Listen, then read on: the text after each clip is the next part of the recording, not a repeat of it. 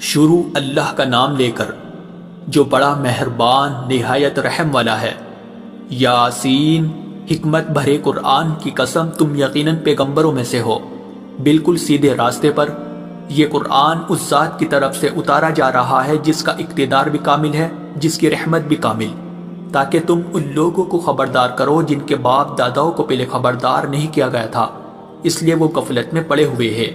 حقیقت یہ ہے کہ ان میں سے اکثر لوگوں کے بارے میں بات پوری ہو چکی ہے، اس لیے وہ ایمان نہیں لاتے۔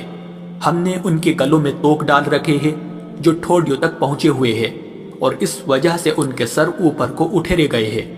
اور ہم نے ایک آڑ ان کے آگے کھڑی کر دی ہے اور ایک آڑ ان کے پیچھے کھڑی کر دی ہے، اور اس طرح انہیں ہر طرف سے ڈھانک لیا ہے، جس کے نتیجے میں انہیں کچھ سجائی نہیں دیتا۔ اور ان کے لیے دونوں باتیں برابر ہے، چاہے تم انہیں خبردار کرو یا خبردار نہ کرو، وہ ایمان نہیں لائے گے۔ تم تو صرف ایسے شخص کو خبردار کر سکتے ہو جو نصیحت پر چلے اور خدا رحمان کو دیکھے بغیر اس سے ڈرے، چنانچہ ایسے شخص کو تم مغفرت اور باعزت اجر کی خوشخبری سنا دو۔ یقیناً ہم ہی مردوں کو زندہ کریں گے، اور جو کچھ عمل انہوں نے آگے بھیجے ہیں ہم ان کو بھی لکھتے جاتے ہیں، اور ان کے کاموں کی جو اثرات ہیں ان کو بھی، اور ہم نے ایک واضح کتاب میں ہر چیز کا احاطہ کر رکھا ہے۔ اور اے پیغمبر، تم ان کے سامنے ایک بستی والوں کی مثال پیش کرو جب ان کے پاس رسول آئے تھے۔ جب ہم نے ان کے پاس شروع میں 2 رسول بھیجے تو انہوں نے دونوں کو جھٹلا دیا،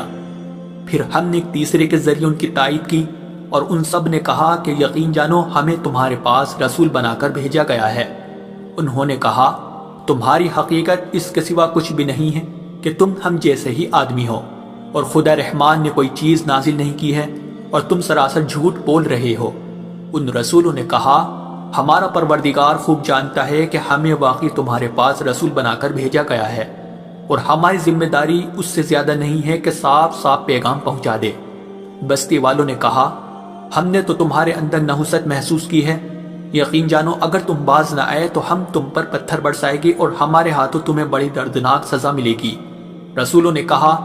تمہاری نحوست خود تمہارے ساتھ لگی ہوئی ہے، کیا یہ باتیں اس لیے کر رہے ہو کہ تمہیں نصیحت کی بات پہنچائی گئی ہے؟ اصل بات یہ ہے کہ تم خود حد سے گزرے ہوئے لوگ ہو۔ اور شہر کے پلے علاقے سے ایک شخص دوڑتا ہوا آیا، اس نے کہا اے میری قوم کے لوگوں، ان رسولوں کا کہنا مان لو، ان لوگوں کا کہنا مان لو جو تم سے کوئی اجرت نہیں مانگ رہے اور وہ صحیح راستے پر ہے، اور بھلا میں اس ذات کی عبادت کیوں نہ کروں جس نے مجھے پیدا کیا ہے، اور اسی کی طرف تم سب کو واپس بھیجا جائے گا۔ بھلا کیا اسے چھوڑ کر میں ایسوں کو معبود مانوں کہ اگر خدا رحمان مجھے کوئی نقصان پہنچانے کا ارادہ کر لے تو ان کی سفارش میرے کسی کام نہ آئے، اور نہ وہ مجھے چھڑا سکے؟ اگر میں ایسا کروں گا تو یقیناً میں کھلی گمراہی میں مبتلا ہو جاؤں گا۔ میں تو اپنے پروردگار پر ایمان لا چکا، اب تم بھی میری بات سن لو۔ آخر کار بستی والوں نے اسے قتل کر دیا، اور اللہ کی طرف سے اس سے کہا گیا کہ جنت میں داخل ہو جاؤ۔ اس نے جنت کی نعمتیں دیکھ کر کہا کہ کاش میری قوم کو معلوم ہو جائے کہ اللہ نے کس طرح میری بخشش کی ہے اور مجھے باعزت لوگوں میں شامل کیا ہے۔ اور اس شخص کے بعد ہم نے اس کی قوم پر آسمان سے کوئی لشکر نہیں اتارا،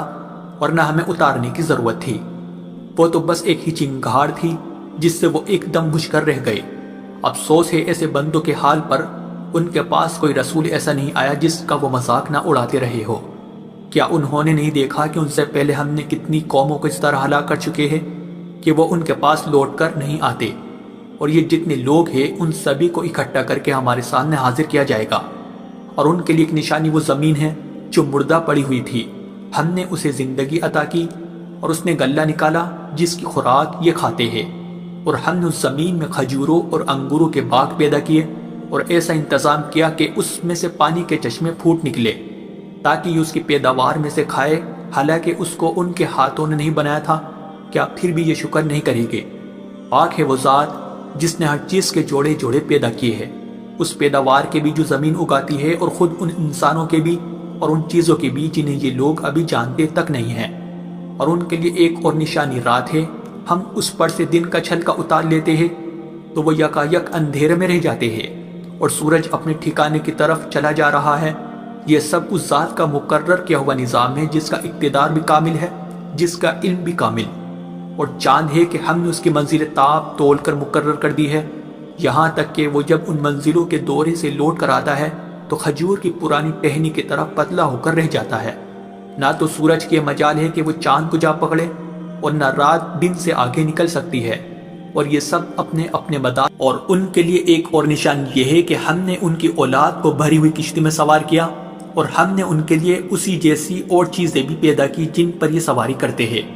اور اگر ہم چاہیں تو انہیں غرق کر ڈالے، جس کے بعد نہ تو کوئی ان کی فریاد کو پہنچے اور نہ ان کی جان بچائی جا سکے۔ لیکن یہ سب ہماری طرف سے ایک رحمت ہے اور ایک معین وقت تک زندگی کا مزہ اٹھانے کا موقع ہے جو انہیں دیا جا رہا ہے۔ اور جب ان سے کہا جاتا ہے کہ بچو اس عذاب سے جو تمہارے سامنے ہے اور جو تمہارے مرنے کے بعد آئے گا تاکہ تم پر رحم کیا جائے، تو وہ ذرا کان نہیں دھرتے، اور ان کے پروردگار کی نشانیوں میں سے کوئی نشانی ایسی نہیں آتی جس سے وہ منہ نہ موڑ لیتے ہو۔ اور جب ان سے کہا جاتا ہے کہ اللہ نے تمہیں جو رزق دیا ہے اس میں سے غریبوں پر بھی خرچ کرو، تو یہ کافر لوگ مسلمانوں سے کہتے ہیں کہ کیا ہم ان لوگوں کو کھانا کھلائے جنہیں اگر اللہ چاہتا تو خود کھلا دیتا؟ مسلمانوں، تمہاری حقیقت اس کے سوا کچھ بھی نہیں کہ تم کھلی گمراہی میں پڑے ہوئے ہو، اور کہتے ہیں کہ یہ قیامت کا وعدہ کب پورا ہوگا؟ مسلمانوں بتاؤ اگر تم سچے ہو۔